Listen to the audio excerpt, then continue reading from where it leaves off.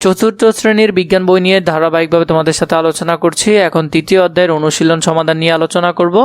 পুরো বিষয়টি ধারাবাহিকভাবে দেখো, তোমাদের অনেক বেশি উপকারে আসবে। 1 নম্বরে বলেছে শূন্যস্থানগুলো যদি দেখি আমরা, শূন্যস্থান পূরণ, দুর্ঘটনামুক্ত থাকতে ড্যাশ জরুরি, সতর্কতা জরুরি।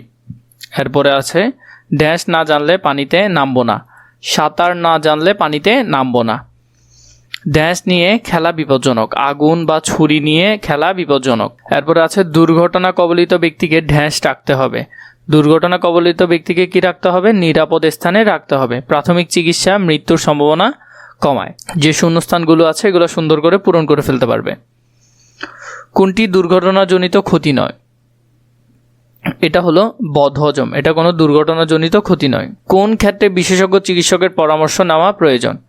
বৃষ্টিতে ভিজে সর্দি হলে এর ক্ষেত্রে বিশেষজ্ঞর প্রয়োজন নয়। খাবার বদহজম হলে প্রয়োজন নেই। বুকে ব্যথার সাথে ঘাম হওয়া, এটার ক্ষেত্রে বিশেষজ্ঞের পরামর্শ নিতে হবে। ফানুস নিয়ে অসাবধানে খেললে কোন ধরনের দুর্ঘটনা ঘটতে পারে? এটা হলো যে আগুনজনিত দুর্ঘটনা এখানে ঘটতে পারে।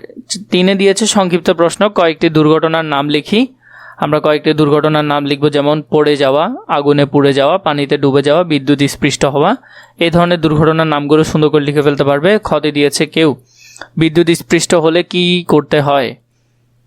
বিদ্যুৎ সংযোগ বিচ্ছিন্ন করে শুকনো কাঠ বা লাঠি দিয়ে ব্যক্তিকে সরিয়ে প্রাথমিক চিকিৎসা দিতে হবে। এরপরে ঘতে বলেছে প্রাথমিক চিকিৎসা বলতে কি বোঝায়? দুর্ঘটনার পর চিকিৎসকের কাছে নেওয়ার আগে যে তাৎক্ষণিক চিকিৎসা দেওয়া হয় তাকে কি বলে? প্রাথমিক চিকিৎসা বলে। প্রশ্নটা খুবই গুরুত্বপূর্ণ। এখন তোমাদেরকে বর্ণনামূলক প্রশ্ন দিব। আগে ছোট থেকে প্রশ্নের উত্তরগুলো দিব, এরপরে বড় থেকে দিব। আগে ছোট আনসারগুলো দেখো।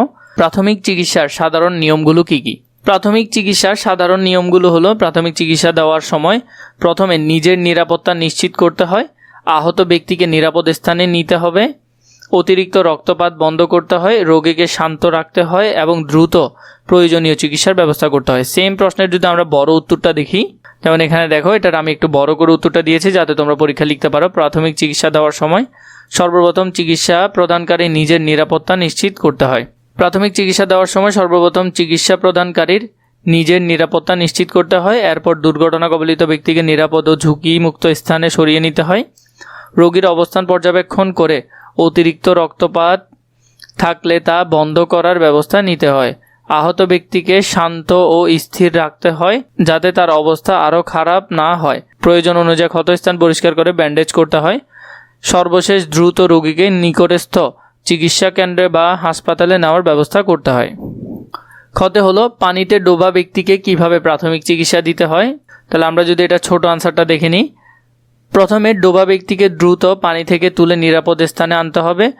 মুখ ও নাক পরিষ্কার করে শ্বাস চলছে কিনা দেখতে হবে। শ্বাস না থাকলে কৃত্রিম শ্বাস ও বুকে চাপ দিতে হয় এবং দ্রুত হাসপাতালে নিতে হয়। এটার যদি আমরা বড় আনসারটা দেখি, এখানে কি দিয়েছে? প্রথমে পানিতে ডোবা ব্যক্তিকে দ্রুত সম্ভব পানি থেকে তুলে নিরাপদ স্থানে আনতে হয়। এরপর তার মুখ ও নাক পরিষ্কার করে শ্বাস প্রশ্বাস চলছে কিনা পরীক্ষা করতে হয়। যদি শ্বাস না থাকে তবে কৃত্রিম শ্বাস ও বুকে চাপ বা সিপিআর দিতে হয়।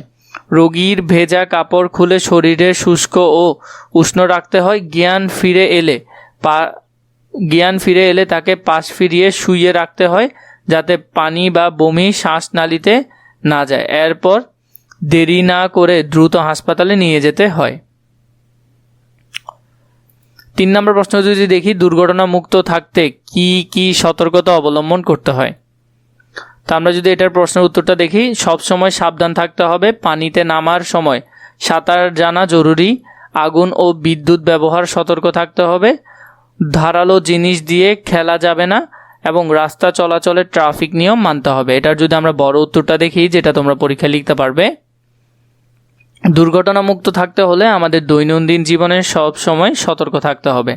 পানিতে নামার আগে অবশ্যই সাঁতার জানা প্রয়োজন। আগুন, বিদ্যুৎ ও ধারালো জিনিস ব্যবহারের সময় সাবধানতা অবলম্বন করতে হবে। রাস্তা পারাপারের সময় ট্রাফিক আইন মেনে চলতে হবে। খেলাধুলা বা কাজের সময় নিরাপত্তা বিধি মানতে হবে।